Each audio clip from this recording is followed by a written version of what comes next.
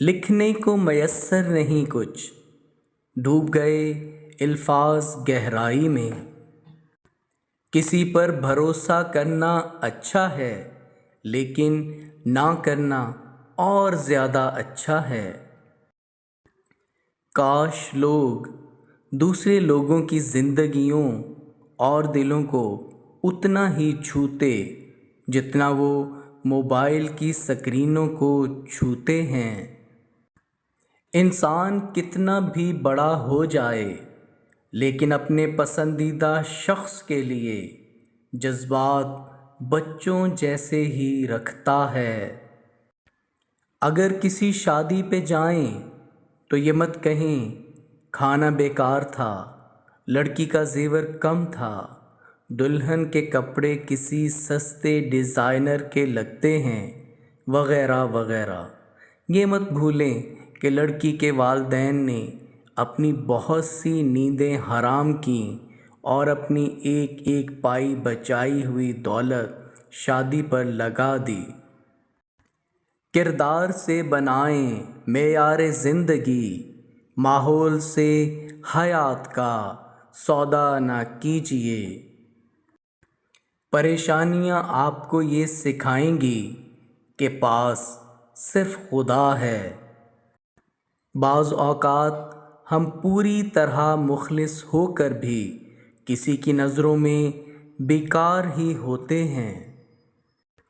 کوئی جو صبر کرنا جانتا ہو، ضروری تو نہیں اسے صبر ہی سونپا جائے۔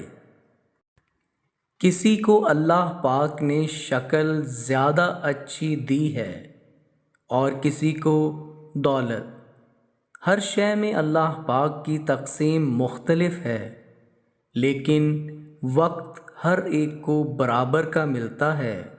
غلام کو بھی بادشاہ کو بھی سب سے بڑا کنگال وہ ہوتا ہے جو وقت ضائع کرے۔ اللہ پاک نے رزق کا وعدہ سب سے کیا ہوا ہے، لیکن بخشش کا وعدہ سب سے نہیں کیا۔ پھر کیوں لوگ رزق کے لیے پریشان ہیں اور مغفرت کے لیے بے فکر؟ وہ جو کہتے ہیں ڈھونڈنے سے تو خدا بھی مل جاتا ہے، جھوٹ تو نہیں کہتے۔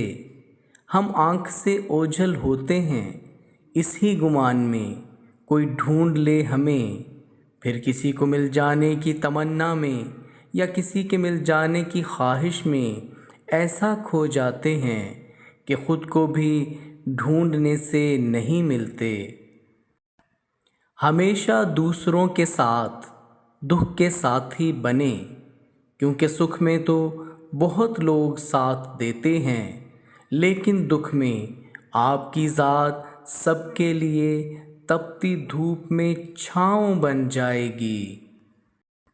مایوس مت ہونا، جن کو غم زیادہ ملتے ہیں ان کے لیے رب کی محبت بھی زیادہ ہوتی ہے، اور اللہ پاک انہیں بڑے انعامات سے نوازتا ہے۔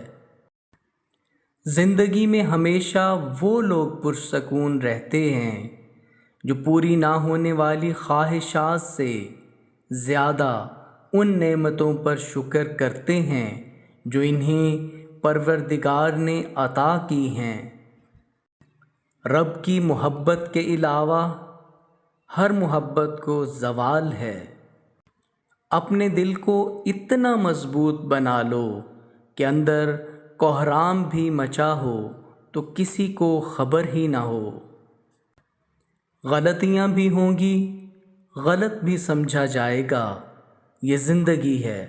یہاں تعریفیں بھی ہوں گی اور ذلیل بھی کیا جائے گا۔ اللہ پاک کے سامنے سچے دل سے اپنی کمزوریاں بیان کرو، اللہ پاک انہیں تمہاری قوتوں میں تبدیل کر دے گا۔ انسان پر بھروسہ کرنے کے لیے اس کی زبان نہیں، اس کے کردار کو پرکھنا چاہیے۔ زبان جھوٹ بھی بول سکتی ہے، مگر کردار ہمیشہ سچ بولتا ہے۔ اگر تم سے کوئی کچھ مانگے تو ہنس کر دے دیا کرو اور شکر ادا کرو کہ اللہ پاک نے تمہیں دینے کے قابل بنایا، مانگنے پر مجبور نہیں کیا۔ جب خدا کی مصلحتیں سمجھ آ جائیں تب دل ضد چھوڑ دیتا ہے۔ خدا نے نماز میں بھی سجدہ سہو رکھا ہے اور لوگ ایک غلطی بھی معاف نہیں کرتے۔ جس شخص کو اللہ پاک کے ہر کام میں حکمت کی سمجھ آ جائے وہ زندگی میں کسی بھی واقعے کے رونما ہونے پر شکوہ نہیں کرتا، بس صرف تسلیم کرتا ہے۔ زندگی میں جب کبھی ہمارا خود سے سامنا ہوتا ہے تو سمجھ آتا ہے کہ ہم نے دوسروں کی خاطر اپنا کتنا دل دکھایا ہے۔ آپ جس کے ساتھ جتنا مخلص ہوں گے وہ آپ کو اتنا ہی زوردار تھپڑ مارے گا کہ آپ کی مخلصی بھی حیران رہ جائے گی۔ جھوٹ اس لیے بھی بک جاتا ہے کیونکہ سچ کو خریدنے کی اوقات ہر کسی کی نہیں ہوتی۔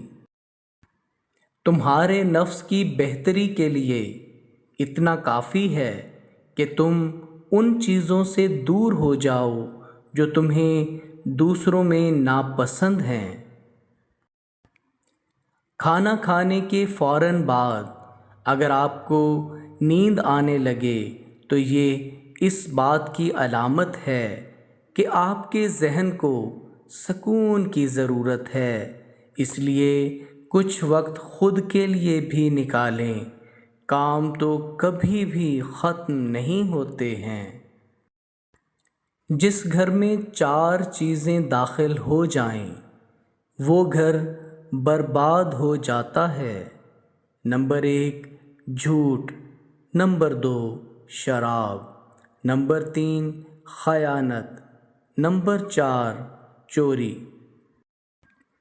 کسی کے ماضی پر اس کی تذلیل کرنے سے پہلے یہ سوچ لو کہ کہیں اس کا ماضی تمہارا مستقبل نہ بن جائے۔